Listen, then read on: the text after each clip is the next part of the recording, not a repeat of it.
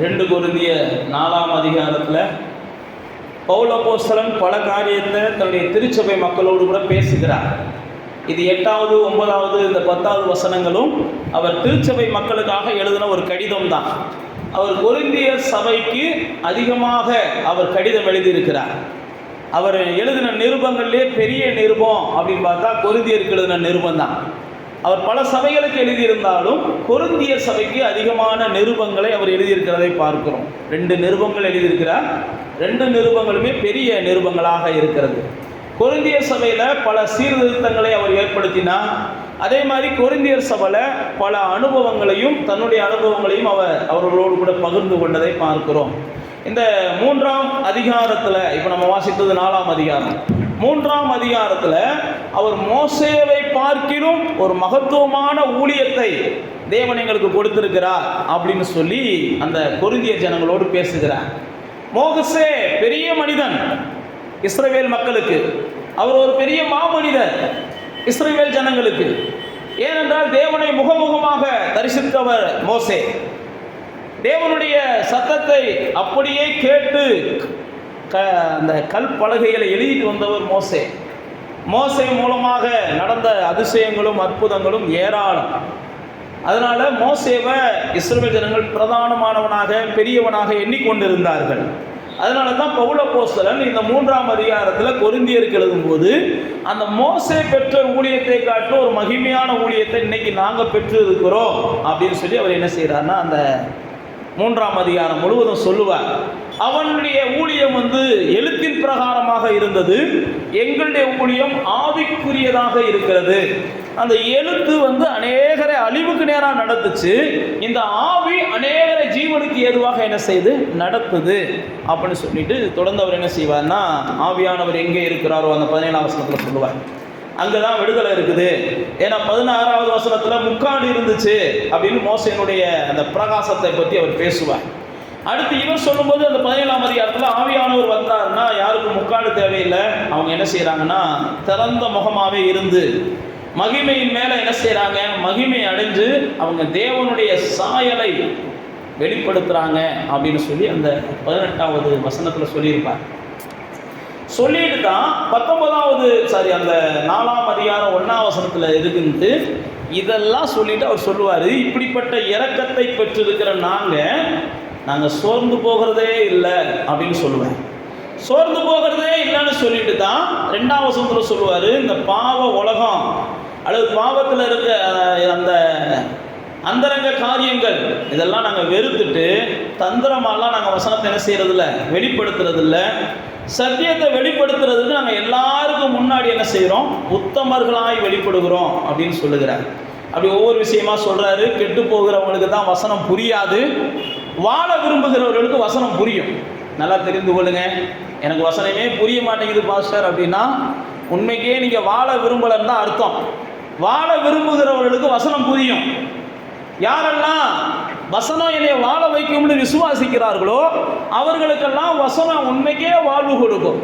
வசனம் எனக்கு புரியணும், வசனம் புரிஞ்சாதான் நான் வாழ முடியும் அப்படின்னு விரும்புகிறவர்களுக்கு வசனம் நிச்சயமாக புரியும். அதுதான் அங்கே சொல்கிறார், எங்கள் சுவிசேஷம் மரப்பொருளாலாம் இருக்காது, கெட்டு போகிறவங்களுக்கு தான் அது என்ன செய்யும்.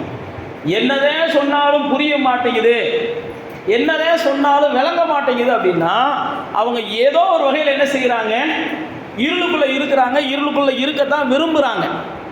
அதனால் அவங்களுக்கு எதுவுமே புரிய மாட்டேங்குது. அதுதான் அவர் சொல்லுகிறார். அடுத்து பாருங்க 4ஆம் வசனம் சொல்கிறாரு, தேவனுடைய சாயலாக இருக்கிற இந்த மகிமையின் சுவிசேஷம் என்ன செய்யணும், அவிசுவாசிகளுக்கு பிரகாசமாக இராதபடிக்கு இப்பிரபஞ்சத்தின் தேவன் அவருடைய மனதை குருடாக்கி இருக்கிறான். உங்களுக்கு ஏன் வசனம் புரிய மாட்டேங்குது அப்படின்னா பிசாசுக்கு நீங்கள் எங்கேயோ இடம் கொடுக்குறீங்க, அதான் புரிய மாட்டேங்குதுன்ற. பிசாசுக்கு இடம் குடிக்கிறவங்களுக்கு வசனம் புரியாது, நல்லா தெரிந்து கொள்ளுங்க. பிசாசுக்கு இடம் கொடுக்கிறவங்க மனசுல வசனம் நிற்காது, அதை நீங்க புரிந்து கொள்ளுங்க. பிசாசுடைய செயல்களை விரும்புகிறவர்கள் வசனத்தை உள்ள கொண்டு வரணும்னு நினைச்சாலும் வசனம் அவங்களுக்கு உயிர் இல்லாததான் வரும். அதனால தான் வசனம் என்பது எவ்வளவு பவர்ஃபுல்லானது என்பதை பிசாசு அறிஞ்சிருக்கிறான். தேவனுடைய வார்த்தை தான் பிசாசை மேற்கொள்ளக்கூடிய வல்லவர்களாக நம்மளை மாற்றுது. இதை தான் பவுல் அப்போஸ்தலன் சொல்கிறான், குருடாக்கி வச்சிருக்கிறான் அப்படின்னு சொல்லிட்டு இப்படி தான் தொடர்ந்து பேசி வருவார். இப்படிலாம் பேசிட்டு வந்துட்டு தான் இப்போ நம்ம வாசித்த அந்த 8வது வசனத்திலிருந்து அவர் என்ன சொல்ல வருகிறார் அப்படின்னா, எங்கள் வாழ்க்கையில் நெருக்கம் வரும், ஆனால் நாங்கள் என்ன செய்ய மாட்டோம், ஒடுங்க மாட்டோம். நல்லா தெரிந்து கொள்ளுங்க, நெருக்கம் நம்ம வாழ்க்கையில் பல சூழ்நிலையில் வந்துக்கிட்டே தான் இருக்கும். நெருக்கம் இருக்காதுன்னா நீங்கள் நினைக்கக்கூடாது. ஆனால் ஒன்றை நினைக்கலாம், அந்த நெருக்கம் எங்களை என்ன செய்யாது, ஒடுக்காது. நெருக்கம் வரும்போது உங்களுக்கு புரிந்து கொள்ள வேண்டிய ஒரு சத்தியம் என்னன்னா, நெருக்கம் என்னை பெருக்குவதற்காக வருகிறது, அல்லது எனக்கு விசாலமான பாதைகளை உருவாக்குகிறதற்காகவே நெருக்கம் வருகிறது. நெருக்கம் தேவ பிள்ளைகளுக்கு அழிவுக்கு வரல, அவங்க ஆசீர்வாதத்துக்கு தான் வரும். நெருக்கம் தேவ பிள்ளைகள் அழிந்து போகிறதுக்கு வராது. நான் மறுபடியும் சொல்லுகிறேன், நீங்கள் சரியான தேவனுடைய உறவோடு கூட போனீங்கன்னா, அதுதான் 10ஆம் வசனத்தில் சொல்கிறாரு, சாவுக்கு ஏதுவான எங்களுடைய மாம்சத்தில் இயேசு கிறிஸ்துவுடைய ஜீவன் விளங்கு படிக்கு நாங்கள் என்ன செய்கிறோம், எல்லா நேரங்களிலும் மரணத்துக்கு ஒப்பு கொடுக்குறோம்ன்றான். அப்படின்னா என்னன்னா, எங்களுடைய உறவு இயேசுவோட இருக்கிறதுனால எங்களுக்கு வருகிற நெருக்கம் கூட எங்களுக்கு ஆசீர்வாதமாக மாறும். அப்போ உங்கள் வாழ்க்கையில் நெருக்கம் வரும்போது உங்களுக்கு ஒரு புரிதல் வேணும், இந்த நெருக்கம் எனக்கு ஏதோ ஒரு விசாலத்தை என்ன செய்ய போகிறது, கொடுக்க போகிறது. இந்த நெருக்கம் எனக்கு ஒரு ஆசீர்வாதத்தை கொடுக்க போகிறது. இந்த நெருக்கம் ஏதோ ஒரு வகையில் தேவனுடைய அதிசயத்தை நான் காண்பதற்கு எனக்கு உதவ போகிறது. தேவ பிள்ளைகள் வாழ்க்கையில் வருகிற நெருக்கம் அவர்களை கெடுப்பதற்கு வருவதில்லை. தேவ பிள்ளைகள் வாழ்க்கையில் வருகிற நெருக்கம் அவர்களை வீழ்த்துவதற்கு வரவில்லை. தேவ பிள்ளைகள் வாழ்க்கையில் வருகிற எந்த ஒரு நெருக்கமும் அவர்களை வெட்கப்படுத்துவதற்கு வருகிறதில்லை. அதை நம்ம தேவ பிள்ளைகள் கான்ஃபிடண்டாக புரிந்து கொள்ளணும், ஒரு நிச்சயத்தோடு புரிந்து கொள்ளணும். எனக்கு வருகிற நெருக்கம் எனக்கு விசாலமாக மாறுமே ஒழிய, எனக்கு வருகிற நெருக்கம் ஒருபோது எனக்கு என்ன செய்யாது, வேதனையாக இருக்காது.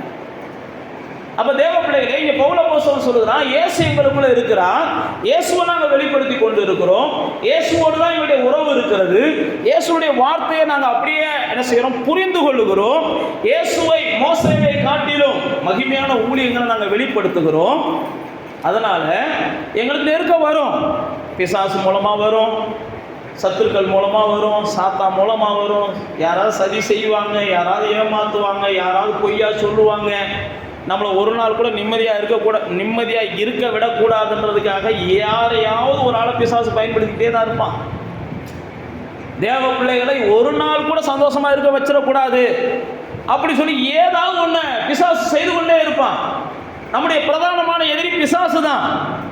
அப்போ பிசாசு யாரையாவது பயன்படுத்திக்கிட்டே இருப்பான்.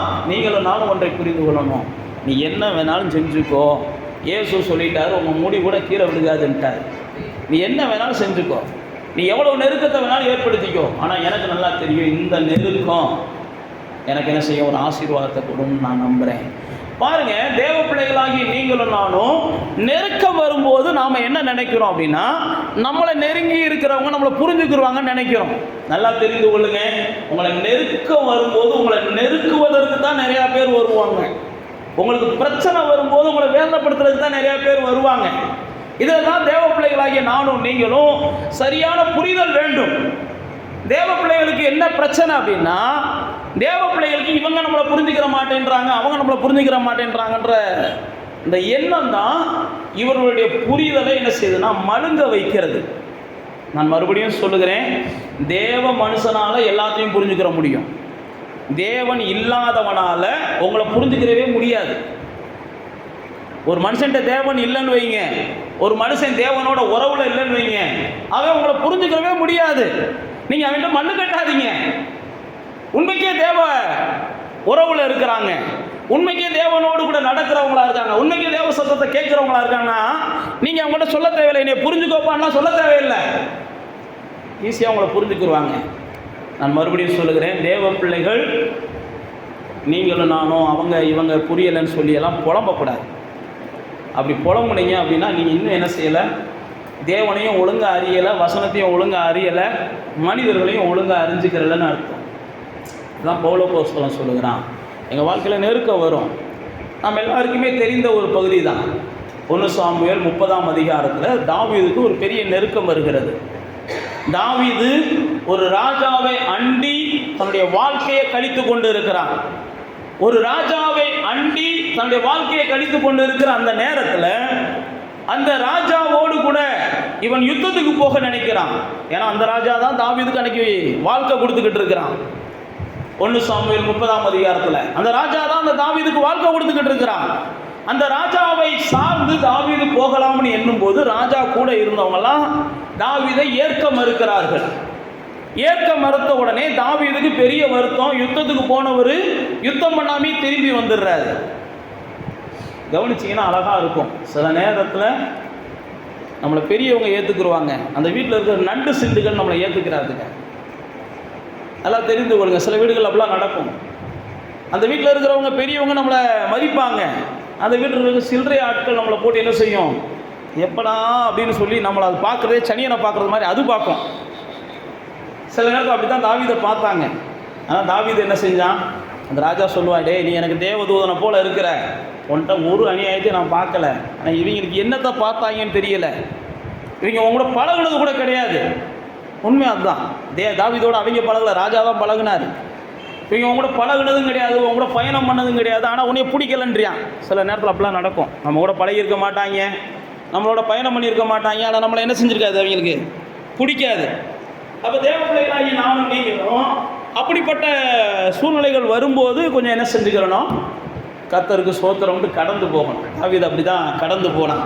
அப்போ தேவ பிள்ளைகளே, அந்த சூழ்நிலையில் தாவீது திரும்ப வருகிறான். அங்கேயே பிரச்சனை, பண வகையில் வேதனையை உண்டாக்கிட்டாங்க. அப்போ ராஜா நீ வீட்டுக்கு போப்பான்றாரு. வேதனையை தாங்க முடியாமல் தாவீது வீட்டுக்கு வருகிறான். வீட்டுக்கு வந்தால் அதை காட்டும் பெரிய வேதனை. இவன் பொண்டாட்டியிலேருந்து, இவன் பிள்ளையிலேருந்து, இவன் சொத்துலேருந்து எல்லாத்தையும் எதிரிகள் வந்து பிடிச்சிட்டு போயிட்டான். அப்போ தாவீதை குறித்து பைபிளில் போட்டிருக்கு, அவன் பலன் இல்லாமல் போக மட்டும் அழுதுகிட்டே இருந்தான். நல்லா தெரிந்து கொள்ளுங்க, சில நேரத்தில் நமக்கு வருகிற நெருக்கங்கள் அழுகையை வேண்டாம் கொண்டு வரும், ஆனால் நமக்கு அழிவை கொண்டு வராது. நமக்கு வருகிற நெருக்கங்கள் நம்மளுக்கு சில நேரத்தில் அழுகையை கொண்டு வரும். ஆனால் ஒன்று நமக்குள்ளே புரியணும், அழுக வரலாம்ப்பா, எனக்கு அழிவு வராது. நான் கொஞ்சம் நேரத்தில் அழுக உடனே எந்திரிச்சிருவேன். அது அந்த நேரம் எல்லாருக்குமே அழுக சில நேரத்தில் வரத்தான் செய்யும். அழாத அளவுக்கு யாரும் என்ன செய்ய முடியாது. பைபிளில் போட்டிருக்கு, லாசர் வீட்டுக்கு போன போது இயேசுவே என்ன செஞ்சிட்டாராம், அழுதுட்டாராம். பைபிள் அப்படி தான் போட்டிருக்கு. எல்லாரும் அழுகிறத பார்த்தோன்னே இவருக்கும் அழுக வந்துருச்சான். அப்போ சில நேரத்தில் நமக்கு இருக்கிற நெருக்கங்கள் நம்மளை அழ வைக்கலாம். ஆனால் ஒன்றை புரிந்து கொள்ளணும், அது நம்மளை வீழ்த்தாது. நமக்கு வருகிற நெருக்கங்கள் நம்மளை என்ன செய்யாது, வீழ்த்தாது, நம்மளை ஒடுங்கி போக வைக்காது. அப்போ தாவீது யோசிக்கிறான், எல்லாரும் தாவீதுக்கு துணையாக இருப்பாங்கன்னு நினைக்கிறான். யார், இவங்க கூட உட்காந்து அழுதவங்கெல்லாம். ஆனால் எல்லாரும் தாவீதுக்கு என்ன செஞ்சாங்களாம், எதிராய் நின்றார்கள். நீங்கள் 30ஆம் அதிகாரத்தை வீட்டில் போய் வாசிச்சு பாருங்கள். தாவீது மேலே எல்லாரும் கல்லெடுத்து எறிவதற்கு துணிந்தார்கள். அப்போ தேவ பிள்ளைகளே, சில நேரம் நமக்கு நெருக்கம் வரும்போது நம்ம கூட இருக்கிறவங்களாம் நமக்கு உதவியாக இருப்பாங்கன்னு நினைப்போம். அப்போ தான் நம்ம கூட இருக்கிறவங்க நம்ம சின்ன பிள்ளையிலேருந்து எதை கொட்டினோமோ அப்போல்லாம் அவங்களுக்கு ஞாபகம் வரும், ஏதாவது திட்டினோமோ அப்போ தான் அவங்களுக்கு ஞாபகம் வரும். நீ செஞ்ச சேட்டைக்கெல்லாம் உனக்கு என்ன செய்யுது, நம்ம என்னென்னலாம் சின்ன பிள்ளையில செஞ்சுருப்போமோ, நேற்றைக்கு செஞ்சுருப்போமோ, போன வருஷம் செஞ்சுருப்போமோ, நம்ம வேதனையான நேரங்களில் தான் இன்னும் நம்மளை வேதனைப்படுத்துவாங்க. இது மனிதனுடைய இயல்பு, நல்லா தெரிந்து கொள்ளுங்க. தாவீதுடைய வாழ்க்கையில் அதுதான் நடந்துச்சு. அப்போ தாவீது என்ன செஞ்சான், இவங்களெல்லாம் நம்பி பிரயோஜனம் இல்லை அப்படின்னு சொல்லி பைபிளில் போட்டிருக்கு, கர்த்தருக்குள் தன்னை திடப்படுத்தினான். இவங்களெல்லாம் நம்பி பிரயோஜனம் இல்லை. அப்போ தேவ பிள்ளைகளே, நமக்கு நெருக்கம் வரும்போதெல்லாம் நாம் என்ன செய்யணும், கர்த்தரே தஞ்சம் அப்படின்னு நினைக்க ஆரம்பிக்கணும். நெருக்கம் வரும்போதெல்லாம் அவ்வளோதான் நம்ம செத்தோம், அவ்வளோதான் நம்ம எழும்ப முடியாது, அவ்வளோதான் நமக்கு வாழ்க்கை இல்லை, இப்படின்ற எண்ணத்தை நீங்கள் எப்படியாவது உங்களுக்குள்ளே கொண்டு வரணும்னு பிசாசு விரும்புவான். இதுக்கு முடிவே வராது, இந்த பிரச்சனை முடியவே செய்யாது, இந்த நெருக்கம் மாறவே செய்யாதுன்னு சொல்கிற ஒரு எண்ணத்தை உங்களுக்குள்ள பிசாசு கொண்டு வருவான். இல்லது இது பெருகும், இது உன்னை அசிங்கப்படுத்தும், இது உன்னை என்ன செய்யும், 4 பேருக்கு முன்னாடி சாட்சி இல்லாதவனா மாற்றும், உன் பேரை கெடுக்கும், இப்படியெல்லாம் பிசாசு நமக்குள்ளே கொண்டு வருவான். நீங்களும் நானும் ஒன்றை புரிந்து கொள்ளணும். கர்த்தாவே அப்படின்னு சொல்லி தாவீதை போல திடப்படுத்தி கொண்டு, ஆண்டவரே இந்த நெருக்கம் மாறுவதற்கு எனக்கு வழிகாட்டுங்கப்பா. தாவீது ஆண்டவரை நோக்கி பார்க்கிறான். ஆண்டவர் சொல்லுகிறார், இந்த நெருக்கம் மாறும், நீ தொடர்ந்து போ, நீ எல்லாம் இழந்ததே என்ன செய்வ, திருப்பி கொள்வ, எல்லாத்தையும் மாற்றுவார். அப்போ தேவ பிள்ளைகளே, உங்களுக்கு வருகிற நெருக்கம் உங்களுடைய பலத்தை எதிரிகளுக்கு காண்பிக்கிறது. நீங்கள் எவ்வளவு பலமான ஆட்கள், நீங்கள் தேவனை சார்ந்து எவ்வளவு பராக்கிரமமானவைகளை செய்ய உங்களால் முடியும் என்பதை எதிரிகளுக்கு காண்பிக்குது, மற்றவங்களுக்கு காமிக்குது, உங்கள் கூட இருக்கவங்களுக்கு காமிக்குது. நெருக்கத்தின் நேரத்தில் தாவீது செயல்பட்டதுனால தான் அவன் சவுல் செத்த உடனே ஜனங்கள் தாவீதை தேடி வர்றாங்க. இவன் தான் நம்மளை காப்பாற்றக்கூடிய சரியான ஆள்றான்னு சொல்லி. என்ன நெருக்கம் வந்தாலும் நீங்கள் நின்னீங்கன்னா, என்ன நெருக்கம் வந்தாலும் பார்ப்போம்னு நின்னீங்கன்னா, என்ன நெருக்கம் வந்தாலும் சந்திப்போம் கத்தனம் பட்சத்தில் இருக்கிறான்னு நின்னீங்கன்னா, கண்டிப்பாக உங்களுக்கான உயர்வு உங்களை தேடி வரும். நெருக்கத்தில் நீங்கள் என்ன செய்யக்கூடாது? சோர்வடையவே கூடாது. நெருக்கம் நிச்சயம் வரும், யார் மூலமாவது வரும், ஏதாவது ரூபத்தில் வரும். நெருக்கத்துக்கு நீங்கள் இடம் கொடுத்தீங்கன்னா பைபிளில் போட்டிருக்கு, நீங்கள் கேட்குற வசனம் பயனில்லாததாக போகுமா. ஏசு அந்த வசனத்தை விதைக்கிற ஓமையை பற்றி சொல்லும்போது சொல்லுவார், நெருக்கப்பட்டதுனால அது பயனில்லாமல் போச்சு. நீங்களும் நானும் நெருக்கத்தை சந்திக்கும் போது அது என்ன செய்யணும்? இந்த நெருக்கத்தை ஆண்டவர் நீக்குவதற்கு ஒரு வழி வச்சிருப்பார். இந்த நெருக்கத்தை ஆண்டவர் விசாலமாக்குவதற்கு தேவன் ஒரு வழி வச்சிருப்பார். தாவீது பல இடங்களில் சங்கீதங்களில் சொல்லுவான், ஆண்டவரே நான் நெருக்கத்தில் உங்களை நோக்கி கூப்பிட்டேன், நீங்கள் என்ன செஞ்சிட்டீங்க? விசாலத்தில் கொண்டு போய் விட்டீங்க அப்படிமா. அப்போ நெருக்கங்கள் வரும்போது கர்த்தருக்குள்ளே இருக்கிறவங்களுக்கு வருகிற அந்த எந்த ஒரு நெருக்கமும் அவர்களுக்கு ஒரு பெரிய பெருக்கத்தை கொண்டு வருகிறதை பார்க்கிறோம். ரெண்டாவது பாருங்க, ஒடுக்கம். அந்த நெருக்கத்துக்கு வருகிறார்கள், நீங்கள் ஒடுக்கப்படுவதில்லை அப்படின்னு போட்டிருக்கிறார். அடுத்து கலக்கம் அடைந்து நீங்கள் மனமுறிவடையதில்லை அப்படின்னு ரெண்டாவது போட்டிருக்கிறார். அப்போ முதல்ல வாழ்க்கையில் நாம் சந்திக்கிறது நெருக்கத்தை சந்திக்கிறோம். ரெண்டாவது பாருங்கள், நமக்கு ஒரு கலக்கம் கண்டிப்பாக வந்துக்கிட்டே இருக்கும். அதனால தான் பிலிப்பியருக்கு எழுதும்போது பவுல் சொல்கிறாரு, நீங்கள் ஒன்றையும் குறித்து என்ன செய்யாதீங்க? கலங்காதீங்க. ஒன்றையும் குறித்து கலங்காதீங்க. ஒவ்வொரு நாளும் நமக்கு ஏதாவது கலக்கம் வந்துக்கிட்டே இருக்கும். ஒன்றையும் குறித்து கலங்காமல் நீங்கள் எல்லாவற்றையும் தேவனுக்கு தெரியப்படுத்துங்க. நீங்கள் ஒன்றையும் குறித்து கலங்காமல் உங்களை அவர் விசாரிக்கிறவராக இருக்கிறதுனால அவருக்கு நீங்கள் தெரியப்படுத்துங்க. நல்லா தெரிந்து கொள்ளுங்க, நீங்கள் கலங்கும் போது உங்களுடைய மனம் என்ன செய்ய ஆரம்பிச்சிருமா? உடைஞ்சு போக ஆரம்பிச்சிருமா. அதை தான் இங்கே பவுலும் சொல்கிறாரு. சங்கீதத்துலேயும் அவர் 34ஆம் சங்கீதத்திலையும் சொல்லுவார், நொறுங்குண்ட இருதயங்களுக்கு அவர் என்ன செய்கிறார்? சமீபமாக இருக்கிறார். நொறுங்குண்ட இருதயங்களுக்கு அவர் சமீபமாக இருக்கிறார், உடைக்கப்பட்ட இருதயங்களுக்கு அவர் அருகில் இருக்கிறார் அப்படின்னு சொல்லி சங்கீதம் 34 வாசித்து பார்த்தீங்கன்னா அவர் சொல்லுவார்.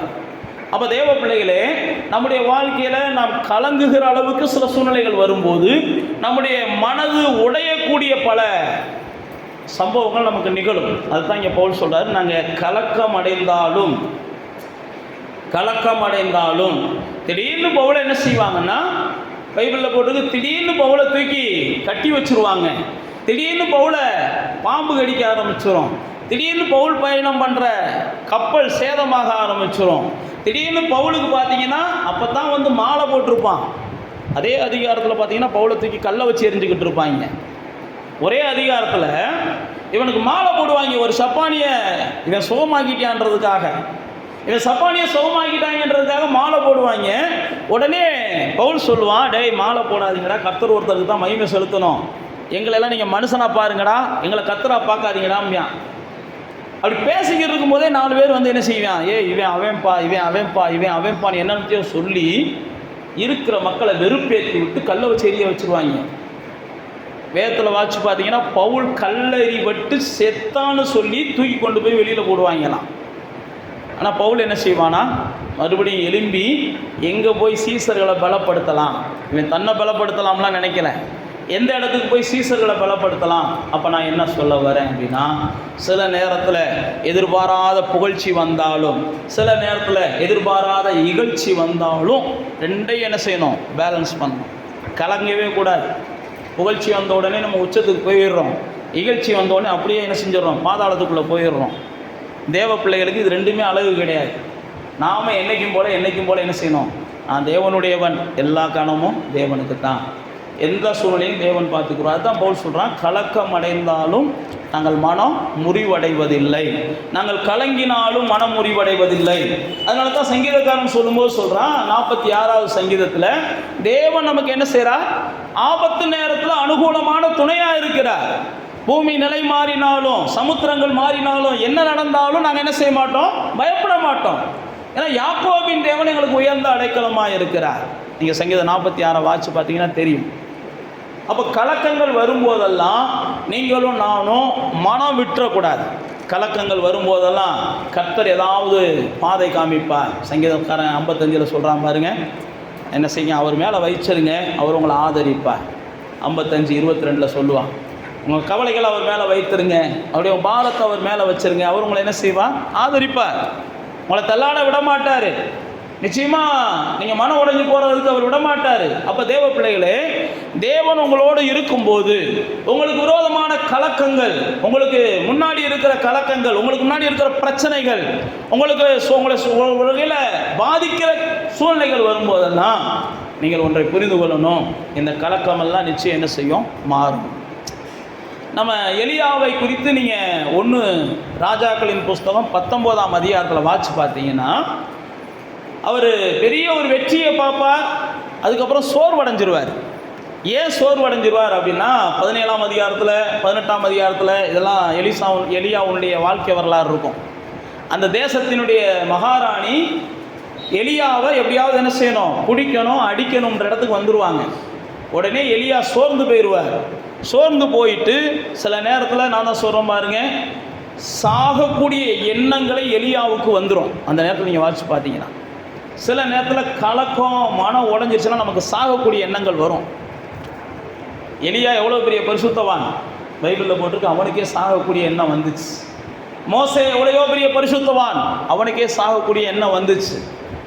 எனக்கு என்ன வந்துச்சுன்னா, அங்கே இருக்கிற மனிதர்கள், அவனோடு பயணம் பண்ண மனிதர்கள், மோசையோடு பயணம் பண்ண மனிதர்கள் அவனை என்ன செய்கிறாங்க? பல வகையில் துன்பப்படுத்துகிறாங்க. மோசையை சுற்றிலும் இருந்த மனிதர்கள் அவனுக்கு துன்பப்படுத்தினதை காட்டிலும் அவனோட பயணம் பண்ணவங்க தான் அவனை நிறையா துன்பப்படுத்தினாங்க.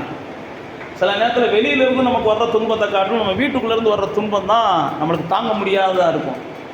மோசையோடு வெளியில் இருக்கிறவங்களாம் யாரும் மோதலை, நல்லா தெரிந்து கொள்ளுங்க. மோசையோடு மோதினவன்லாம் யார்? இவனோட இருக்கிறவன். வெளியில் இருக்கிறவங்க என்ன மோதினாலும் கர்த்தர் என்ன செஞ்சுக்கிட்டாருன்னா, உடனுக்குடனே பதில் செய்ய ஆரம்பிச்சிட்டாரு. அதனால் வெளியில் இருக்கிறவங்களுக்குலாம் மோசையை பார்த்தாலே பயம். ஆனால் அந்த வீட்டுக்குள்ளே இருக்கிற ஆளுகள்லாம் என்ன செஞ்சிருச்சு? இவனோட மோத ஆரம்பிச்சிச்சு. அப்போ தான் கர்த்தர் என்ன செஞ்சார்? உடனே கூட இறங்கி வந்தார். ஏன்டா அவன் கூட போராடிக்கிட்டு இருக்கீங்க, அவன் சாந்த குணம் உள்ளவன்டா அப்படின்லாம் இறங்கி வந்தார். நீங்கள் வாட்சி பார்த்தீங்கன்னா, மோசையோடு வீட்டுக்காரங்க, வீட்டில் இருக்கிறவங்க, பக்கத்தில் இருக்கிறவங்க எப்போ பார்த்தாலும் போராடிக்கிட்டு இருந்தவங்கெல்லாம் கர்த்தர் தான் போராடினார்.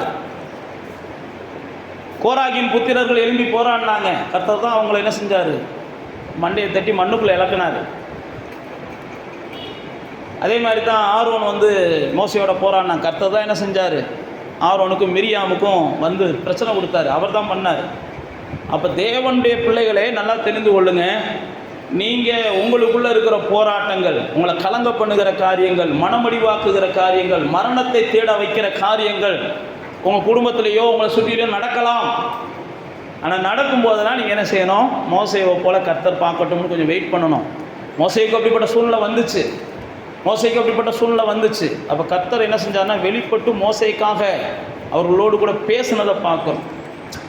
மோசையை போல் சாந்த குணம் உள்ளவன் யாரும் இல்லை, நீ வாட்டுக்கு என்ன செய்யாத, மோசைகிட்ட மோதாத அப்படின்னு சொல்லி மோசைக்காக கர்த்தர் பேசினார்.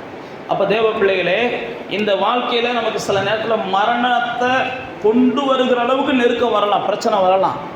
எலியாவுக்கு அப்படி தான் வந்துச்சு.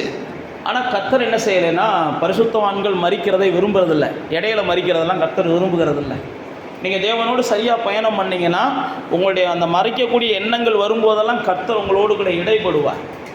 அந்த எண்ணத்தை நீங்கள் தூக்கி போடுற அளவுக்கு கர்த்தர் உங்களுக்கு என்ன செய்வார்? பேசிக்கிட்டே இருப்பார். நீங்கள் தேவனோட பயணம் பண்ணிங்கன்னா அது நடக்கும். தேவனோட பயணம் பண்ணிங்கன்னா, பயணம் பண்ணலை அப்படின்னா அந்த எண்ணம் உங்களை என்ன செய்யும்? கண்டிப்பாக கொண்டு போய் வீழ்த்திடும். யூதாஸ் காரியோத் இயேசுவை விட்டதுனால அவனை ஈஸியாக தற்கொலை எண்ணம் மேற்கொண்டது. இயேசுவை விட்டான், ரெண்டும் செஞ்சான். அதனால் அவனை தற்கொலை எண்ணங்கள் மேற்கொண்டு பைபிளில் போட்டுருக்கு 4 கொண்டு அவன் என்ன செஞ்சானா? செத்தானான். அதே மாதிரி அகிதோபேல் அப்படின்னு ஒருத்தன், அவனும் தற்கொலை செய்து செத்தான். இப்படி நிறையா பேர் தற்கொலை செஞ்சுருக்காங்க. அவங்களாம் யாருன்னு பார்த்தீங்கன்னா, தேவனை விட்டவங்க, தேவனோடு பழகாதவங்க, தேவனை மதிக்காதவங்க. ஆனால் தேவனை மதித்தவங்க, தேவனோட பழகிறவங்க சாக நினைச்சாலும் கர்த்தர் தடுத்தார். யோனாவை குறித்து பார்த்தீங்கன்னா, யோனா ஆண்டவரே நீ எப்படியாவது என்ன செஞ்சுக்கோ, எடுத்துக்கொண்டு வான். நான் நல்ல மனுஷன், யோனாவை கெட்டவன்லாம் நீங்கள் சொல்ல முடியாது, நல்ல மனுஷன். யோனாவை நல்ல மனுஷனாக இருந்ததுனால தான் கர்த்தர் அவனை எடுத்து பயன்படுத்தினார். ஆனால் அவனுக்கு என்ன ஆயிடுச்சு? எதிர்பார்த்த சில சூழ்நிலைகள் நடக்கலை, அப்படியே கலக்கம், மனம் உடைஞ்சு போயிடுறான். நான் மறுபடியும் சொல்லுகிறேன், மனம் உடைஞ்சு நீங்கள் மரணத்தை விரும்புகிற சூழ்நிலைகள் இருக்குமே ஆனால் கர்த்தரோடு நீங்கள் பழகிறவங்களா இருந்தீங்கன்னா கர்த்தர் நிச்சயமாக அந்த எண்ணத்துலேருந்து உங்களை விடுதலை ஆக்கிடுவார். நீங்கள் கர்த்தரை நேசிக்கிறவங்களா இருந்தீங்கன்னா கர்த்தர் உங்களை அந்த எண்ணத்துலேருந்து விடுதலை ஆக்கிடுவார். கர்த்தரோடு பழகலைன்னா அந்த எண்ணம் நீடிச்சுக்கிட்டே இருக்கும். இன்னும் எனக்கு அந்த எண்ணத்துலேருந்து விடுதலை இல்லை பாஸ்டர், இன்னும் அந்த எண்ணம் எனக்குள்ளே இருந்துக்கிட்டே இருக்கிற மாதிரி இருக்குன்னா நீங்கள் கர்த்தரோடு பழகிறது கம்மியாக இருக்குன்னு அர்த்தம்.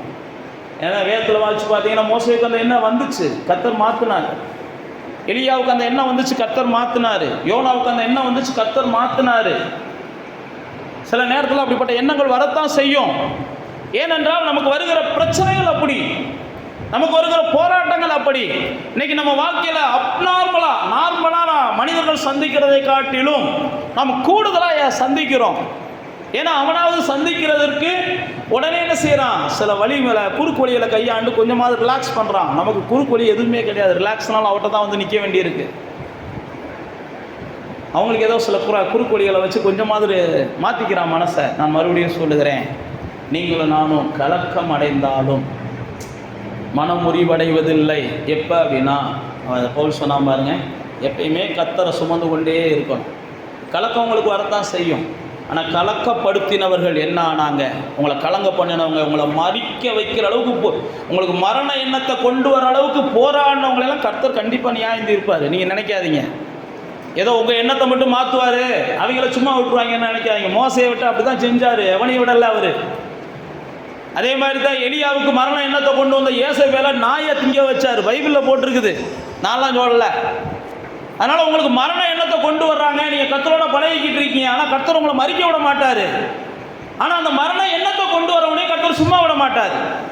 அதனால் நீங்களும் நானும் ஒன்றை புரிந்து கொள்ளணும், நான் கர்த்தரோடு பழகத்தான் ஏன் எண்ணம் மறிக்கணுன்ற எண்ணம் யாருக்கும் வரக்கூடாது. அப்படி வருகிறதா இருந்துச்சுன்னா அதை மாற்றிக்கிறதுக்கு ஆண்டவரை இன்னும் என்ன செய்யுங்க, சார்ந்து கொள்ளுங்க. மன உளைச்சல் வரும், மன போராட்டங்கள் வரும், நிம்மதி இல்லாத சூழ்நிலைகளை சில நேரத்தில் பிசாசு உருவாக்குவான். நான் மறுபடியும் சொல்லுகிறேன், கர்த்தரை சார்ந்து கொள்ளுங்க. உருவாக்குற எல்லாத்தையும் கர்த்தர் தண்டிப்பார். உருவாக்குற எல்லாத்தையும் பைபிளில் பார்த்தீங்கன்னா ஏசாயாவில் சொல்கிறாரு, உன்னை ஒடுக்கினவனுக்கு அவன் மாம்சத்தை திங்க கொடுப்பேன்றார். உன்னை யாரெல்லாம் ஒடுக்கினானோ, உன் ஜீவனை கசப்பாக்குனானோ, நீ சாகணும்னு அந்த எண்ணத்துக்கு உன்னை சாகுற எண்ணத்துக்கு கொண்டு போனானோ, அவனை எல்லாம் நான் என்ன செய்வேன், நிச்சயமாக தண்டிப்பேன்றாரு. அதே மாதிரி தான் இஸ்ரவேலர்களை யாத்திராகமம் 2ஆம் அதிகாரத்தில் அவங்க ஒடுக்கினவர்கள் இவர்கள் பெருகுனாங்க. யாரெல்லாம் ஒடுக்கினானோ அவனெல்லாம் ஒன்றும் இல்லாமல் போகும்படி சில சூழ்நிலைகளை கர்த்தர் அனுமதிச்சார். நான் மறுபடியும் சொல்லுகிறேன், உங்களை வருகிற பிரச்சனைக்கு அவங்க காரணம் இவங்க காரணம், பேசாமல் செத்து போயிடலாமே அப்படின்ற எண்ணத்துக்கு நீங்கள் என்ன செய்யாதீங்க, எப்போ இடம் கொடுக்காதீங்க. எந்த சூழ்நிலையும் வந்துட்டு போகட்டும், யாராலையும் வந்துட்டு போகட்டும். ஆண்டவரே என்னை பலப்படுத்துங்கப்பா, உங்களுக்கு முன்னாடி நான் வாழ்ந்து காமிக்கணும்னு நீங்கள் நின்று பாருங்கள். உங்களை தொந்தரவு பண்ண எல்லாத்தையும் நீங்கள் ஆளக்கூடிய நாட்கள் கர்த்தர் தருவார்.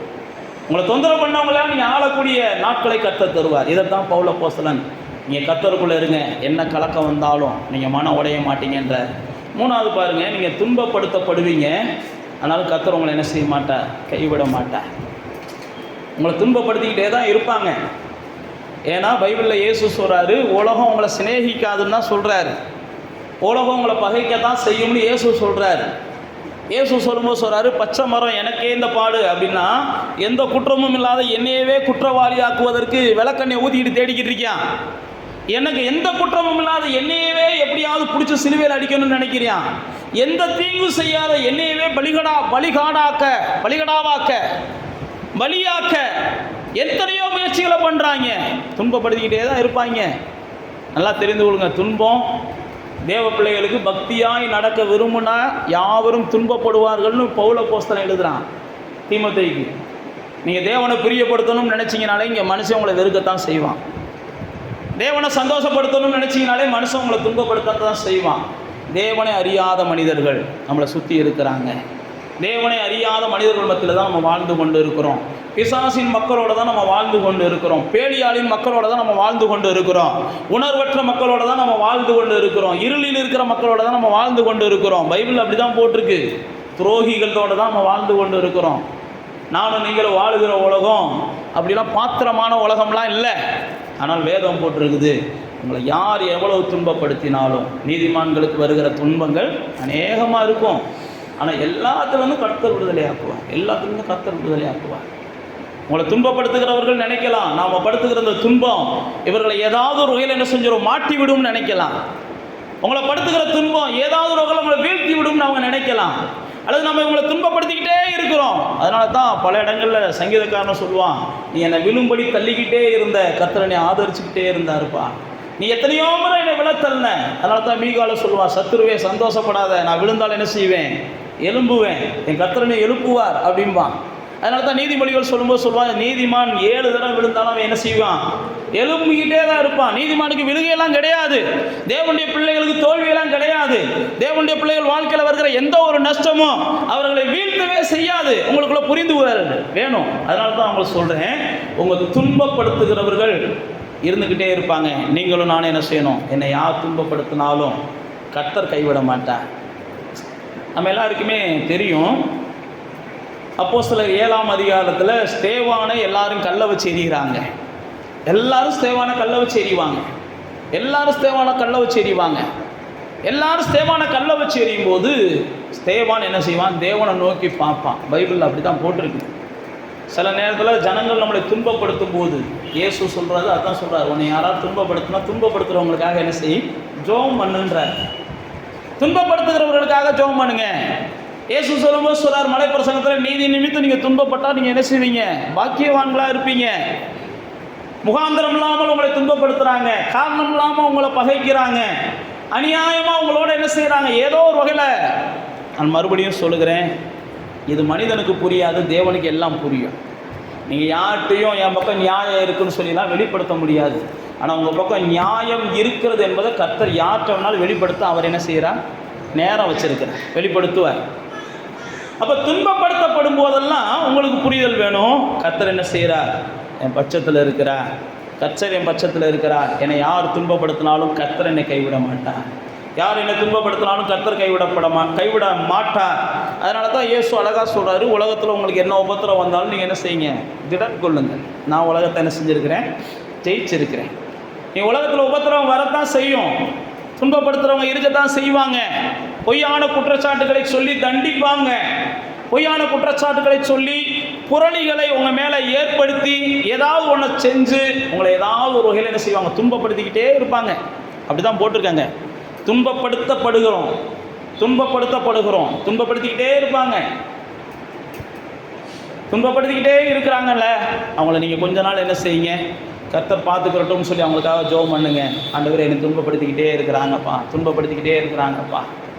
ஏனென்றால் நீங்கள் வேதத்தில் வாசித்து பார்த்தீங்கன்னா, சவுல் தாவீதை துன்பப்படுத்திக்கிட்டே இருந்தான், தான் இருந்தான். ஆனால் தேவன் என்ன செஞ்சான், பைபிளில் போட்டிருக்கு, தாவீதை சவுலின் கையில் அவர் ஒப்பு கொடுக்கவே இல்லையா. துன்பப்படுத்த நினைக்கிறவங்க அப்படியே வேணா மேலோட்டமாக உங்கள்கிட்ட என்ன செய்யலாம், பாவலாக காமிக்கலாம், நல்லா தெரிந்து கொள்ளுங்க. ஆனால் பாதிப்பை ஏற்படுத்த முடியாது. உங்களுக்கு துன்பத்தை உண்டாக்குறவங்க பாவலாக காமிக்கலாம், உங்களை பயமுறுத்தலாம். நீங்கள் கர்த்தருடையவர்களாக இருக்கிறதுனால அவங்களால உங்களுக்கு ஒரு பாதிப்பும் வராது. ஆண்டவர் அனுமதிக்கலை. துன்பப்படுத்தினாங்க, தாவீதுக்கு பயம் வந்துச்சு. தாவீதுக்கு பயம் இல்லை எல்லாம் கிடையாது. துன்பப்படுத்துகிறவன் சின்ன ஆள் கிடையாது, ராஜா துன்பப்படுத்துகிறான். துன்பப்படுத்துகிறவனுக்கு உதவி செய்கிறதுக்கு நிறைய பேர் இருக்கிறாங்க. தாவீது இங்கே இருக்கிறான் வா, தாவீது அங்கே இருக்கிறான் வான்னு கூப்பிட்டு இவனை என்ன செய்கிறாங்க, மாட்டி விட பார்க்குறாங்க. நீங்கள் வாசிச்சு பார்த்தீங்கன்னா தெரியும் அந்த சரித்திரங்களை. நான் தாவீது பயந்தான், உண்மைதான். ஆனால் எந்த பாதிப்பும் வராமல் கர்த்தர் பாதுகாத்தார். யார் உங்களை துன்பப்படுத்தினாலும் கர்த்தர் உங்களை கைவிட மாட்டார். நீங்கள் கர்த்தரோடு இருக்கிறவங்க. துன்பப்படுத்துகிறவர்கள் தான் பாதிக்கப்படுவார்களே ஒழிய நீங்கள் என்ன செய்ய மாட்டீங்க, பாதிக்கப்பட மாட்டீங்க. துன்பப்படுத்தின சவுலோட எதிர்காலம் தான் பாதிக்கப்பட்டுச்சு. துன்பப்படுத்தின சவுலோட வம்சம் தான் பாதிக்கப்பட்டுச்சு. பரிசுத்தவான்களை துன்பப்படுத்துகிற யாருக்கும் தேவன் நியாயத்திற்கு சரியாக கொடுக்கிறாரு. தேவ பிள்ளைகளை துன்பப்படுத்துகிற யாருக்கும் தேவன் சரியான தீர்ப்பை கொடுக்கிறார். அதனால் நீங்களும் நானும் ஒன்றை புரிந்து கொள்ளணும், நம்மளை துன்பப்படுத்துகிறவங்க இருந்துக்கிட்டு தான் இருப்பாங்க. கிறிஸ்துக்குள்ளே வந்துட்டோம், அவளை எல்லாரும் கிறிஸ்துவை போல தேவனை போல பார்ப்பாங்கலாம் நினைக்காதீங்க. 4 பேர் தேவனை போல பார்க்குறாங்கன்னா 400 பேர் நம்மளை பிசாசாக தான் பார்ப்பான். அப்படி தான் பிசாசு அவங்கள என்ன செய்வான், ஏற்படுத்துவான். ஆனால் உங்களுக்குள்ளே ஒன்றை புரிந்து கொள்ளணும், யார் என்னை துன்பப்படுத்த நினைத்தாலும் எந்த பாதிப்பும் வராமல் பாதுகாப்பதற்கு கர்த்தர் எனக்கு என்ன செய்கிறார், வேலியாக இருக்கிறார். கர்த்தர் என்னை வேலி அடைச்சி பாதுகாக்கிறார். கர்த்தரனை வேலி அடைச்சு பார்க்குறா. யோபு சொல்கிறான் பாருங்க, கர்த்தர் வேலி அடைச்சிருக்கிறது வரைக்கும் யோபுக்கு பிரச்சனை இல்லை. எப்போ கர்த்தருடைய வேலி எடுக்கப்பட்டுச்சோ அப்போ தான் யோபுக்கு பிரச்சனை வந்துச்சு. சாத்தான் சுற்றி சுற்றி வரலாம், நான் கர்த்தர் வேலி அடைச்சிருக்கிறார். அப்போ தேவ பிள்ளைகளே, நீங்கள் துன்பப்படுத்தப்பட்டாலும் உங்கள் வாழ்க்கையில் ஒரு சேதத்தை நீங்கள் பார்க்க மாட்டீங்க. கடைசியாக பவுல் அப்போஸ்தலன் சொல்லுகிறார், கீழே தள்ளிவிடப்பட்டாலும் நாங்கள் என்ன செய்ய மாட்டோம், மடிந்து போக மாட்டோம். கீழே தள்ளிவிடப்பட்டாலும் நாங்கள் அழிந்து போக மாட்டோம், நாங்கள் மடிந்து போக மாட்டோம் அப்படின்னு சொல்லி அவர் அங்கே சொல்லுகிற ஒரு அற்புதமான சத்தியத்தை நாம் பார்க்கிறோம். தேவ பிள்ளைகளே, நாம் எல்லாரும் அறிந்திருக்கிறோம் ஆகாரை குறித்து. ஆகார் தன்னுடைய கணவனால் தள்ளிவிடப்படுறாங்க. ஆகார் அவங்க ஒரு அனாதையை போல இருந்து கதறாங்க.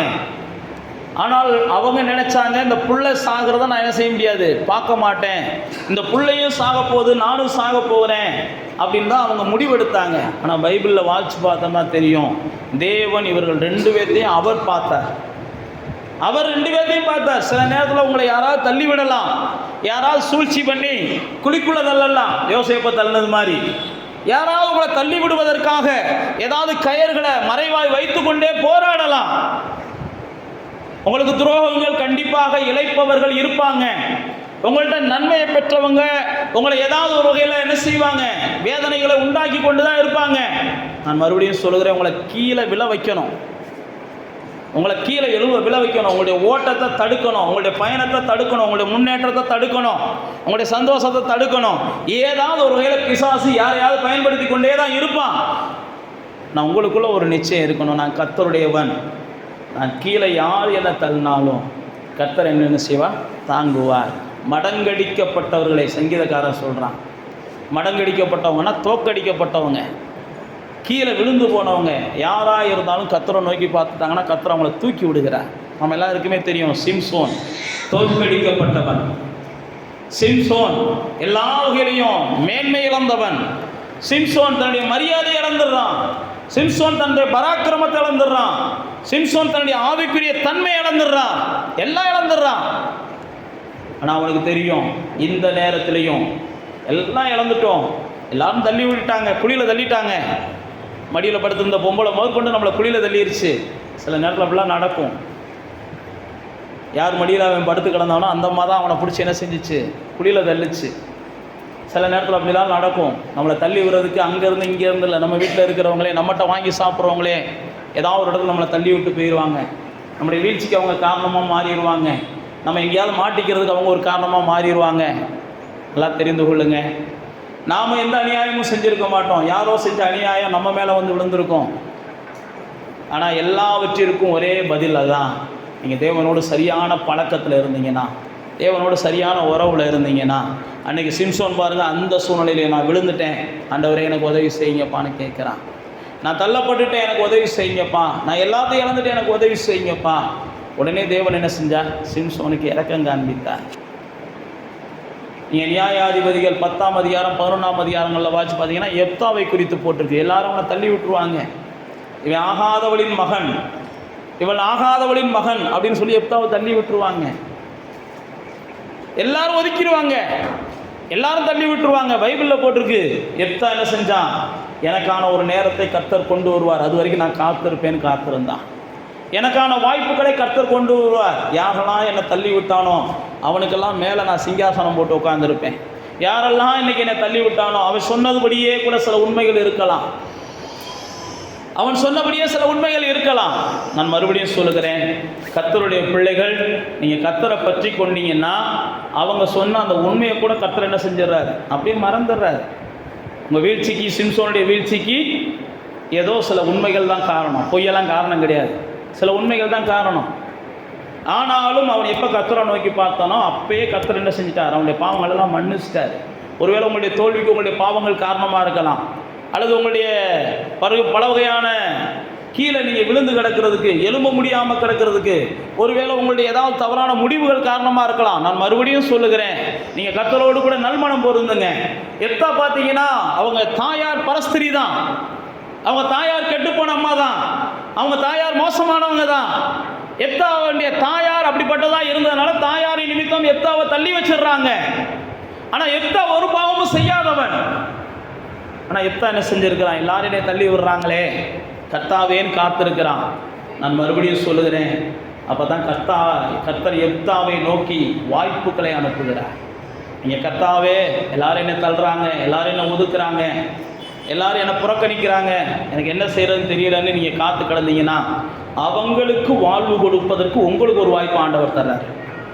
யார் உங்களை தள்ளுறாங்க பாருங்க, அவங்களுக்கு நீங்கள் வாழ்வு கொடுக்கறதுக்கு கர்த்தர் உங்களுக்கு ஒரு வாய்ப்பை தர்றாரு. யார் உங்களை புறக்கணிக்கிறாங்களோ அவங்களுக்கு ஒரு வாழ்வு கொடுக்கறதுக்கு கர்த்தர் உங்களுக்கு வாய்ப்பை தருகிறார். நல்லா தெரிந்து கொள்ளுங்க. அப்போ தான் எப்தாவுக்கு என்ன செய்யுது? கர்த்தர் ஒரு பெரிய வாய்ப்பை கொடுத்துட்டாரு. ஆனால் எப்தாவுக்குள்ள ஒரு பயம். என்ன பயம்?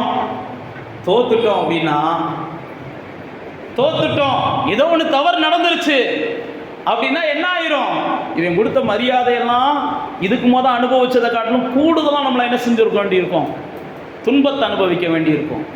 நீ எப்தாவை வாட்சி பார்த்தீங்கன்னா ஆண்டவர் நோக்கி பார்த்து ஜெபம் பண்ணுறான், ஆண்டவரே ஒரு அழகான வாய்ப்பை கொடுத்துருக்கிறீங்க, இந்த வாய்ப்பை நான் என்ன செய்யணும்? பயன்படுத்தி மேலே வந்துட்டேனா உனக்காக எதையும் நான் செய்கிறேன்றியா. நல்லா தெரிந்து கொள்ளுங்க. நான் மேலே வந்துட்டா ஆண்டவரே நான் உனக்காக ஏதாவது செய்வேன்றதில்லை, எதையும் நான் உனக்கு செய்வேன்னு இருக்கணும். நீங்கள் மேலே கொண்டு வந்துட்டீங்கன்னு வைங்களேன், நான் எதையும் செய்வேன்றான். நான் மறுபடியும் சொல்லுகிறேன், கர்த்தர் உங்களை மேலே கொண்டு வருவதற்கு அவர் ரெடியாக இருக்கிறார். கர்த்தரனை மேலே கொண்டு வந்துட்டார்னா நான் அவருக்கு எதையாவது செய்கிறேன் அப்படின்னு சொன்னீங்கன்னா அந்த வார்த்தையை கர்த்தர் விரும்புகிறது இல்லை. இயேசுட்ட ஒரு மனுஷன் அப்படி தான் சொல்லுவான், ஆண்டவரே ஏதாவது செய்யக்கூடுமா என் மகனுக்குன்னு தான் கேட்பார். அப்போ தான் ஏதோ சொல்லுவார், ஏதாவது செய்யக்கூடுமான்னா நான் செய்ய மாட்டேன். சில நேரத்தில் நீங்களும் நானும் அப்படி தான் நினைக்கிறோம், ஆண்டவர் மட்டும் இதில் எனக்கு வெற்றியை கொடுத்துட்டாருன்னா ஆண்டவர் நான் ஏதாவது செய்வேன். ஏதாவது செய்வேன்ற வார்த்தையை மாற்றுங்க. எதை வேணாலும் நான் செய்வேன். என் ஆண்டவர் மட்டும் எனக்கு இதை செஞ்சிட்டாருன்னா அவருக்காக நான் எதை வேணாலும் செய்வேன். ஏன்னா நான் பரிகாசம் பண்ணப்பட்டு கிடந்தேன், எல்லாரும் என்னை பரிதாபமாக பார்த்துக்கிட்டு இருந்தான், எவனையும் என்ன மதிக்க மாட்டேன்ட்டான். அப்படிப்பட்ட ஒரு வாழ்க்கை வாழ்ந்துக்கிட்டு இருந்தேன். இன்றைக்கி எனக்கு உயர்வுக்கு நேரான ஒரு உலகத்தை ஆண்டவர் உருவாக்குகிறார். எப்தா நினைக்கிறான், என் வாழ்க்கை எங்கேயோ கொண்டு போகிறார். எல்லாரும் அவனா தேடி வர்றான், வாடா வாடான்னு என்னை தேடி வர்றான். தள்ளி விட்டவன்லாம் தேடி வர்றான், தலைவர்கள்லாம் என்ன தேடி வர்றாங்க, அதிகாரிகள் என்ன தேடி வர்றாங்க, எல்லாரும் என்ன தேடி வர்றாங்க. அப்போ தான் சொல்கிறான், ஆண்டவரே இந்த இடத்துல மாத்திரம் நீங்கள் என்னை ஒழுங்காக பயன்படுத்திட்டீங்கன்னா, இந்த இடத்துல மாத்திரம் நான் பயன்பட்டுட்டேன்னா எதை வேணாலும் உனக்கு செய்கிறேன் ஆண்டவரேன்றான். நான் மறுபடியும் உங்களுக்கு சொல்லி முடிக்கிறேன், ஆண்டவருக்காக எதையாகிலும் செய்வேன்னு இல்லை, எதை வேணாலும் செய்வேன்னு சொல்லி பாருங்கள். எல்லா மாற்றமும் உங்களுக்கு ஈஸியாக இருக்கும். என் ஆண்டவர் மாத்திரம் என் வாழ்க்கையை தொடர்ந்து வெற்றியடைய வைச்சாருன்னா, ஆண்டவர் மாத்திரம் எனக்கு எதை கொடுத்துட்டாருன்னா, நான் கீழே விழுந்தேன், இந்த இடத்துல நான் மறுபடியும் நின்றுட்டேனா, இந்த இடத்துல எனக்கு வெட்கப்பட்ட இடம் நான் மறுபடியும் புகழ்ச்சியாக மாறிட்டேனா, இந்த இடத்துல நான் காசுக்காக ஏங்கி கொண்டிருந்த இடம், இதே இடத்துல நான் 4 பேருக்கு கொடுக்குற இடத்துக்கு வந்துட்டேன்னா, எந்த வேணாலும் உங்கள் சாட்சி என்னவோ, உங்கள் சாட்சி என்னவோ. இதே ரோட்டில் நான் அழுதுகிட்டு இருந்தேன், இதே ரோட்டில் நான் காரில் பறந்துட்டேன்னா, கர்த்தாவே உனக்காக எதையும் செய்வேன் ஆண்டவரே அப்படின்னு கூட நீங்கள் ஜெபம் பண்ணுங்க. இதே ரோட்டில் என்ன வேணாலும் சொல்லுங்கள், அது உங்களுக்கும் கர்த்தருக்கும் தான் தெரியும். ஆனால் நான் மறுபடியும் சொல்கிறது, எதை வேணாலும் செய்வேன், என் உயிரை கூட கொடுப்பேன்ற அளவுக்குலாம் பரிசுத்தவான்கள் சொன்னாங்க. பவுல் அப்போஸ்தலன் சொல்லுவான், அவர் நிமித்தம் நான் அடிக்கப்படுகிறதுக்கு அல்ல, என் உயிரை கூட விடுறதுக்கு நான் ரெடியுமா. அதனால தான் பவுல் அப்போஸ்தலன் ஆண்டவர் என்ன செஞ்சார், இன்னைக்கு வரைக்கும் பலமான ஒரு சாட்சியாக வச்சிருக்கிறார். அதனால் இந்த நல்ல நாளிலும் கர்த்தரை நேசிக்கிற நீங்கள் கர்த்தருக்காக எதை வேணாலும் செய்வதற்கு, எதை வேணாலும் இழப்பதற்கு, எதை வேணாலும் கொடுப்பதற்கு நீங்கள் ஒப்பு கொடுங்க. நிச்சயமாக கர்த்தர் உங்களை விழுந்த இடத்துல தலை நிமிர்ந்து வாழ்வதற்கான வாசல்களை உருவாக்குவார். அப்படியே கர்த்தருடைய சமூகத்துக்கு வாங்க, உங்களை நீங்களே ஒப்பு கொடுங்க கர்த்தருடைய சமூகத்தில். ஆண்டவரே நெருக்கங்கள் வரும்போது, அதே மாதிரி கலக்கங்கள் வரும்போது, அதே மாதிரி துன்பப்படுத்தப்படும் போது, அதே மாதிரி கீழே தள்ளிவிடப்படும் போது, இதனாலேயும் பவுல் அப்போஸ்தலன் சொல்கிறான், ஆண்டவரே இந்த மாதிரி சூழ்நிலைகள்லாம் நாங்களும் சந்திக்கிறோம், எங்கள் வாழ்க்கையிலையும் வருது. எங்களை அப்படிப்பட்ட சூழ்நிலைகளில் பவுல் அப்போஸ்தலன் சொன்ன மாதிரி எங்களுக்குள் வாழுகிற இயேசு, எனக்குள் வாழுகிற இயேசு, இந்த மண்ணான சரீரத்தில் வாழுகிற இயேசு, அவர் என்னை கைவிட மாட்டார், என் மனம் உடைஞ்சு போக விட மாட்டார். அந்த இடத்துல இயேசு நான் ஒடுக்கப்பட்டு போவதற்கு விட மாட்டார். அந்த இடத்துல இயேசு அப்படின்னு சொல்லி நீங்கள் உங்களை நீங்களே என்ன செய்யுங்க, ஆராய்ச்சி பண்ணி பாருங்கள். உங்களுடைய வாழ்க்கையை இப்பொழுதே ஆண்டவர்கிட்ட ஒப்பு கொடுங்க. உங்களுடைய உறவை ஆண்டவருக்குள்ளே கொண்டு வாங்க. தாவீது ஆண்டவருக்குள்ளே சரியான உறவு வைத்திருந்தபடியினால தான் அவனுக்கு நெருக்கங்கள் வந்து கொண்டே இருந்தாலும் அவன் ஒடுங்கி போகவே இல்லை. அவனை குறித்து பைபிளில் போட்டிருக்கு, வர வர அவன் விருத்தி அடைந்து கொண்டே இருந்தான். இஸ்ரவேலர்களை குறித்து பைபிளில் போட்டிருக்கு, எந்த அளவுக்கு நெருக்கினார்களோ, எந்த அளவுக்கு ஒடுக்கினார்களோ அந்த அளவுக்கு பெருகினார்கள்னு பைபிளில் போட்டிருக்குது. அதனால் உங்கள் வாழ்க்கையில் வருகிற நெருக்கங்கள் உங்களுக்கு பெரிய ஒரு வெற்றியையும் ஒரு உயர்வையும் கொடுக்கும். நீங்கள் நெருக்கத்தை பார்த்து பயப்படாதீங்க. இந்த நெருக்கம் எனக்கு ஏதோ ஒரு அதிசயத்தை செய்ய போகுதுன்னு காத்துருங்க. இப்போ வந்திருக்கிற அந்த பிரச்சனையில் ஆண்டவர் ஏதோ நம்முடைய வல்லமையை வெளிப்படுத்த போகிறான் அப்படின்னு நீங்கள் என்ன செய்யுங்க, எதிர்கொள்ளுங்க. நெருக்கத்தை பார்த்து பதறாதீங்க. தேவனை அறியாத மக்கள் தான் இப்படியெல்லாம் பதறுவாங்க. தேவனை அறியாத மக்கள் தான் தங்கள் வாழ்க்கையில் வருகிற நெருக்கங்களை பார்த்த உடனே அவ்வளோதான் செத்தோம் அப்படின்னு சொல்லுவாங்க. நீங்களும் நானும் செத்தோன்ற வார்த்தையெல்லாம் பயன்படுத்தவே கூடாது. நாங்கள் ஏன் சாக போகிறோம்? கர்த்தருடைய அனுமதி இல்லாமல் ஒரு அடைக்கலான் குருவி கூட கீழே விழுகாதுன்னு பைபிளில் போட்டிருக்குது. ஒரு கர்த்தருடைய அனுமதி இல்லாமல் நான் ஏன் விழப்போறேன்னு நீங்கள் சொல்லுங்கள். கர்த்தர் என் பட்சத்தில் இருந்தால் என்னை வீழ்த்துவதற்கு 1000 பேர் போராடலாம், ஆனால் என்னை விழ வைக்க முடியாது, என்னை வீழ்த்த முடியாது. ஏனென்றால் கர்த்தரும் பட்சத்தில் இருந்தால் உனக்கு விரோதமாக இருப்பவன் யாருன்னு தான் பைபிளில் போட்டிருக்குது. கர்த்தரும் பட்சத்தில் இருந்தால் உனக்கு விரோதமாக யாரும் நிற்க முடியாது. சங்கீதக்காரன் சொல்கிறான், கர்த்தர் எனக்கு சகாய, இந்த மனுஷன் எனக்கு என்ன செய்வான்னு தான் சொல்கிறான். அதனால் சாத்தானும் உங்களை ஒன்றும் செய்ய முடியாது, சத்துரு உங்களை ஒன்றும் செய்ய முடியாது. உங்களுடைய சரீரத்தில், உங்களுடைய உள்ளத்தில் எப்பயும் இயேசுவை சுமந்து கொண்டே இருங்க. இயேசுவின் அச்சடையாளங்களை எப்பயும் வைத்து கொண்டே இருங்க. இயேசுவை குறித்த சிந்தனைகளை எப்பயும் நீங்கள் பெருகி கொண்டே இருங்க. இயேசுவை முன்ன நிறுத்துங்க. எபிரேயர் அப்படிதான் சொல்கிறான். உங்களுக்கு முன்னாடி இயேசுவை நிப்பாட்டுங்க. 12ஆம் அதிகாரத்தில் பாரமானதை விட்டுருங்க, பாவமானதை விட்டுருங்க, இயேசுவை முன்னாடி நிப்பாட்டுங்க. 11ஆம் அதிகாரத்தில் சொல்கிறான், இவங்கெல்லாம் தேவனை முன்னாடி நிப்பாட்டினதுனால தான் அந்த விசுவாச வீரர்களாய் ஜெயிச்சாங்க எல்லாரும். நீங்களும் இயேசுவை முன்னாடி நிப்பாட்டி போய்கிட்டே இருங்க. சங்கீதக்காரன் தான் சொல்கிறான், கர்த்தரைய முன்பாக இருக்கிறார், நான் அசைக்கப்பட மாட்டேன்றான். என்ன வேணாலும் வரட்டும், எந்த சூழ்நிலை வேணாலும் வரட்டும். அன்னைக்கு பேதுருவை பார்த்து இயேசு சொல்கிறார், நான் உனக்கு முன்னாடி தானே இருக்கிறேன், ஏன் கடல் மேலே நடந்து வரும்போது கலங்குற? நீ நடந்து வா, காற்றை பார்க்காத, கடலை பார்க்காத, நான் உனக்கு முன்னாடி தான் இருக்கிறேன். அப்படி தான் உங்களுடைய சூழ்நிலைகளை பார்த்து நீங்கள் பயப்படாதீங்க. உங்களுடைய சூழ்நிலைகளை பார்த்துட்டு மறிக்க வேண்டும் என்று முடிவெடுக்காதீங்க. உங்களுக்கு இருக்கிற நெருக்கத்தை பார்த்துட்டு, உங்களுக்கு இருக்கிற கலக்கத்தை பார்த்துட்டு, இவங்க துன்பப்படுத்துகிறாங்க அவங்க துன்பப்படுத்துகிறாங்கன்னு சொல்லி இடத்த விட்டு இடம் ஓடலாம்லாம் நினைக்காதீங்க. கர்த்தருடைய பிள்ளைகள் அப்படிலாம் செய்யக்கூடாது. நீங்கள் நின்று பாருங்க, துன்பப்படுத்தினவங்க தான் ஒன்று ஓடணும் இல்லை மாறணும். நீங்கள் அப்படிலாம் எதையுமே தீர்மானிக்காதீங்க. ஒருவேளை கீழே விழ வச்சிட்டாங்களே எல்லாம் புலம்பாதீங்க. ஆண்டவரே, நான் விழுந்தது உண்மைதான், அன்னைக்கு சிம்சோன் விழுந்த போது உதவி செஞ்சீங்களேப்பா அப்படின்னு நின்று பாருங்க. மறுபடியும் அவர் உங்களுக்கு உதவி செய்வார். விழுந்துட்டோம் அவ்வளோதான் நினைக்காதீங்க. எத்தனை முறை நீங்கள் விழுந்தாலும் உங்களை தூக்கி விடுறதுக்கு அவர் ரெடியாக இருக்கிறார். நீங்கள் மட்டும் ஆண்டவரே நான் விழுந்துட்டேன் எனக்கு உதவுங்கப்பான்னு கேட்கணும். அதுதான் அவர் எதிர்பார்க்கிறார். உங்கள் வாழ்க்கையில் இப்பொழுது நிகழ்கிற எந்த ஒரு காரியத்தையும் அவரால் மாற்ற முடியும். உங்கள் குடும்பத்தில் நிகழ்கிற எந்த ஒரு காரியத்தையும் அவரால் சரி செய்ய முடியும். உங்களை சுற்றிலும் இருக்கிற மனிதர்களால் வருகிற எந்த ஒரு நெருக்கத்தையும், எந்த ஒரு சூழ்நிலையையும் தேவன் முற்றுமாக ஆளக்கூடியவர். நீங்களும் நான் ஆராதிக்கிற தெய்வம் ஆகார வனாந்தரத்தில் பார்த்தது மாதிரி ஒவ்வொரு நாளும் நம்மளை பார்த்து கொண்டு தான் இருக்கிறார். நம்முடைய உள்ளத்தை அவர் பார்த்து கொண்டு தான் இருக்கிறார். நம்முடைய இருதயத்தின் எண்ணங்களை அவர் பார்த்து கொண்டு தான் இருக்கிறார். நான் மறுபடியும் சொல்லுகிறேன், கலக்கம் அடையாதீங்க, ஆனால் உடையாதீங்க. எனக்கு ஒருவர் இருக்கிறார், என்னை அவர் விசாரிப்பா, நிச்சயமாக எனக்கு அதிசயம் செய்வார், என்னை வாழ்ந்திருக்க பண்ணுவார்னு சொல்லி சந்தோஷமாக ஒவ்வொரு நாளையும் அவரோடு உட்காந்து துவங்குங்க. ஒவ்வொரு நாளையும் அவரோடு உட்காந்து முடியுங்க. ஒவ்வொரு நாளும் அவரோடு கூட நேரத்தை செலவழிங்க. அவரை குறித்த எண்ணங்களை அதிகமாக பெருக்குங்க. இவங்க புரிந்து கொள்ளணும் அவங்க புரிந்து கொள்ளணும்லாம் போராடாதீங்க. யாரும் உங்களை புரிந்து கொள்ள மாட்டாங்க. நான் மறுபடியும் சொல்லுகிறேன், உங்களை கர்த்தர் ஒருத்தர் தான் புரிஞ்சுக்கிற முடியும். இவங்களோட அவங்களோட புரிஞ்சுக்கிறோன்னு சொல்லியே இன்னைக்கு பாதி பேர் உங்கள் வாழ்க்கையை நரகமாக்குறீங்க. நான் மறுபடியும் சொல்கிறேன், யாரும் உங்களெல்லாம் புரிஞ்சுக்கிற முடியாது. புரிஞ்சுக்கிட்டாலும் அவங்க செயல்படுத்த முடியாது. கர்த்தர் ஒருத்தர் தான் நம்மளை புரிஞ்சுக்கிற முடியும். கர்த்தர் ஒருத்தர் தான் நம்மளை செயல்படுத்த முடியும். கர்த்தர் புரிஞ்சுக்கிட்டா போதும், தானாக மற்ற காரியங்கள்லாம் நடக்கும். அதை தாங்கத்தக்க பலனை கர்த்தர் கொடுப்பார். அதிலிருந்து மீறி வருவதற்கு கர்த்தர் நமக்கு உதவி செய்வார். அதை கலங்காதீங்க, மனம் உடைஞ்சு போகாதீங்க. நான் உங்களுக்கு சொல்லுகிற அந்த வார்த்தைகளை மனசில் வச்சுக்கிட்டு நீங்கள் கர்த்தரை மாத்திரம் நினைத்து கொண்டு போங்க. நிச்சயமாக அவரிடத்துல இரக்கம் பெற்ற நீங்கள் சோர்ந்து போக மாட்டீங்க. இந்த 4ஆம் அதிகாரத்தை நீங்கள் தொடர்ந்து வீட்டில் போய் வாட்சி பாருங்க. அதில் போட்டுப்போம் எல்லாம் அதி சீக்கிரத்தில் நீங்கிரும். அதெல்லாம் உங்களுக்கு நித்திய கன மகிமையை கொடுக்கும். நீங்கள் 4ஆம் அதிகாரத்தை வீட்டில் போய் வாட்சி பார்த்தீங்கன்னா அந்த அதிகாரத்தினுடைய முடியும் போது அப்படி தான் போட்டிருக்கிறோம். எல்லாம் சீக்கிரத்தில் நீங்கிரும், எல்லாம் மாறிடும். உங்களுடைய மனுஷன் பலப்படுவான், நீங்கள் புதிதாகிக்கிட்டே போவீங்க அப்படின்னு சொல்லி அவர் முடிப்பார். 3ஆம் அதிகாரத்தை முடிக்கும் போது அதுதான் சொல்லுவார், கர்த்தருடைய ஆவியானவர் எல்லாத்தையும் விடுதலை ஆக்கிடுவார். நீங்கள் தேவனுடைய சாயலை காண்பீர்கள் அல்லது தேவனுடைய சாயலை வெளிப்படுத்துவீங்கன்னு சொல்லுவார். எல்லாம் சீக்கிரத்தில் மாறும். நம்பிக்கையோடு போங்க, கர்த்தர் உங்களை பலப்படுத்துவார்.